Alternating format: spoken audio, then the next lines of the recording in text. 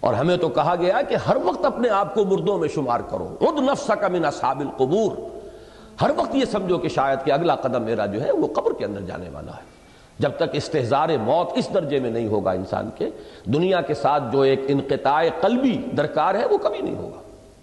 ہر وقت انسان اپنے آپ کو سمجھے، عد نفسک من اصحاب القبور، شمار کرو اپنے آپ کو قبروں والوں میں، کہ گویا کہ تم قبر میں پہنچ چکے ہو یا پہنچا چاہتے ہو۔